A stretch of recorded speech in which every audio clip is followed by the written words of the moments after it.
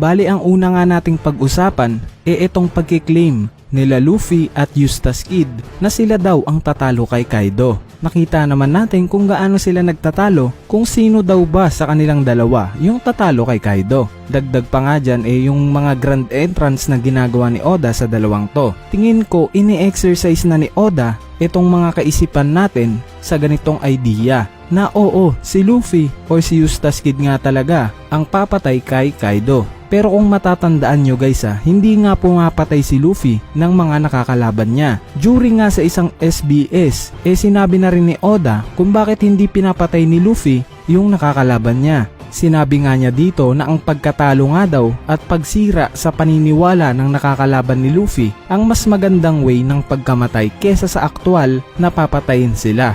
Meaning lang nun sa mga future events ng laban ni Luffy hindi siya papatay ng mga kalaban niya. In short, hindi siya yung papatay kay Kaido. Balik kung makikita natin yung bawat panels ng pagtatalo netong sila Luffy at Kid, kung sino nga ba sa kanila ang papatay kay Kaido, nakita natin siniset up na ni Oda yung kaisipan ng mga sabihin na nating average readers ng manga o yung mga hindi malalim mag-isip na talagang isa sa kanilang dalawa yung papatay kay Kaido.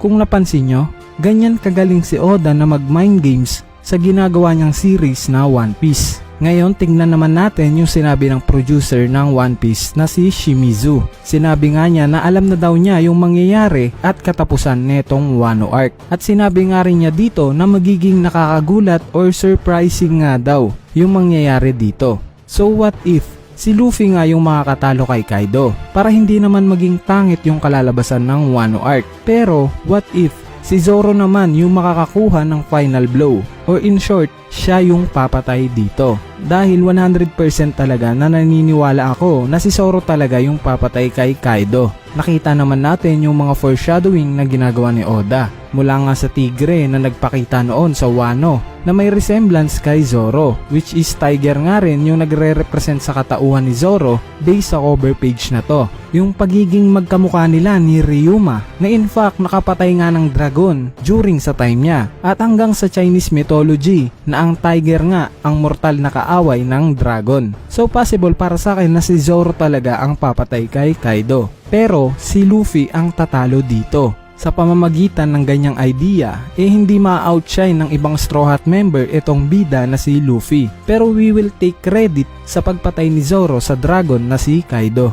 Anyway, mag-proceed na tayo dito sa main topic natin. Sino nga ba ang magiging huling villain o huling makakalaban ni Luffy sa pagtatapos ng One Piece? Bali may tatlong candidate nga na karakter ang nangunguna sa usapin na to. Una na nga dyan si Blackbeard, ikalawa si Akainu, at ang huli si Im Sama. So unahin nating pag-usapan itong si Blackbeard. For obvious reason, hindi ko nakikitang si Blackbeard ang huling makakatapat na itong si Luffy sa pagtatapos ng One Piece. Bakit? Dahil kita nyo naman na isa siya sa mga Yonko. At tingin ko alongside ng pagkatapos ng Wano Arc, baka dito na gumawa ng aksyon itong si Blackbeard para kalabanin itong si Luffy. Especially kung mababalitaan niya na tinalo ni Luffy ang dalawa sa mga emperors na sila Big Mom at Kaido. Malamang sa malamang hindi magpapasapaw itong si Blackbeard kay Luffy. Kaya tingin ko ito na yung time na gagawa siya ng aksyon para makaharap niya si Luffy. Or baka along way sa pagpunta niya kay Luffy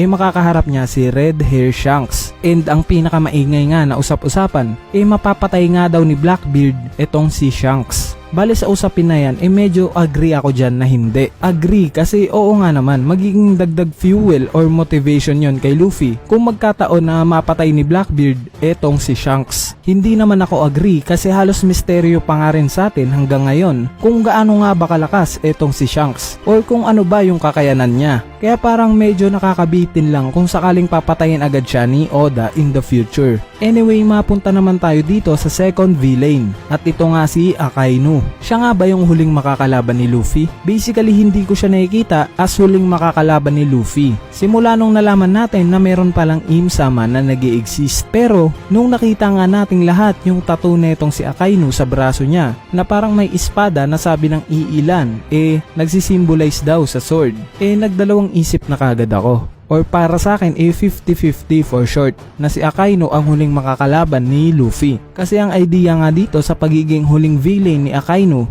pwedeng kasapi nga ng sword itong si Akainu based sa tattoo niya, and against din siya kay Im-sama at sa world government. Kaya pwedeng sa mga huling episodes ng One Piece maging kakampi netong mga marines yung mga pirata or sila Luffy para mapabagsak itong si Im-sama. At pagtapos nila syempre na matalo si Im-sama, dun na yung time na maghihigante si Luffy kay Akainu dahil sa pagkamatay ng kinikilala niyang kapatid na si Portgas the Ace. So pwede, 'di ba? So tingin ko yan lang yung way para makonsider natin si Akainu na magiging huling kalaban ni Luffy sa future.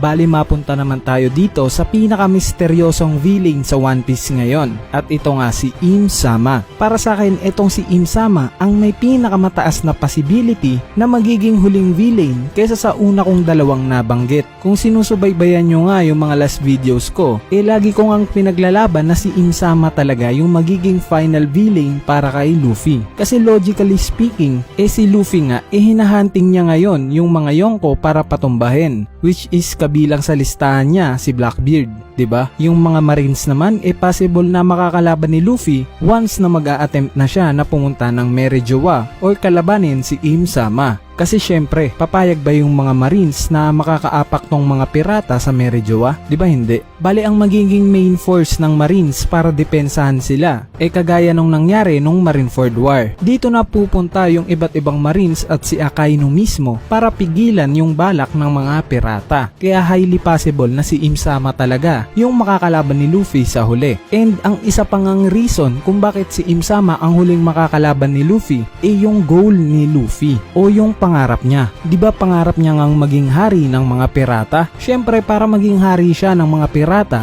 kailangan niya munang mapuntahan yung Laugh Tale. Ano bang meron sa Laugh Tale? Di ba doon malalaman yung tunay na nangyari during Void Century? Di possible na kapag nalaman na ni Luffy yung nangyari sa Void Century, gagawa na siya ng aksyon. Hindi gaya ng ginawa noon ni Goldie Roger nung napuntahan niya na yung Laugh Tale na wala siyang ginawa since hindi pa nga buhay sa time niya si Shirahoshi. Bali nga yung time ni Luffy kompleto sa rekado na yung kailangan niyang gawin once na makarating siya ng Laugh Tale. Hindi pa nga lang natin alam kung paano niya yun gagawin, pero most likely may kinalaman yan kay Im-sama. Anyway, gaya nga ng sabi ko noon, hindi ba kayo nagtataka kung bakit nasa Sabody Archipelago napili ni Silver Serili na manirahan? Simple lang yan guys, dahil alam niya na kapag nakapunta na ng Laugh Tale itong si Luffy at nalaman niya na yung nangyari sa Void Century, alam niyang sa kanya yung huling destinasyon ni Luffy since nakatira nga siya malapit sa Merejoa at sa Fishman Island. Kumbaga kay Rayleigh nagsimula yung paglalakbay ni Luffy sa New World at sa kanya rin magtatapos yung pupuntahan ni Luffy. Kaya malamang sa malamang tumulong rin itong si Silver Serili kila Luffy once na malaman na ni Luffy yung gagawin para mabago yung mundo na ginagalawan nila. At yung pagtulong na yon ni Silver Serili kay Luffy ang tutupad sa pangarap ng buong Roger Pirates. Kumbaga ito yung pangarap na gusto nilang magawa na during sa time nila hindi pwede. And that's it. Yan yung say ko sa kung sino nga ba ang magiging final villain ni Luffy at kung paanong sila yung huling makakalaban netong si Luffy. Baling bago matapos tong video na to may katanungan lang ako sa inyo guys. Sa tingin nyo ba, sino ang magiging huling kalaban ni Luffy sa pagtatapos ng One Piece? Si Akainu ba? Si Blackbeard o si Im-sama? Bali, comment nyo na lang yan sa ating comment section sa ibaba yung mga sagot nyo. At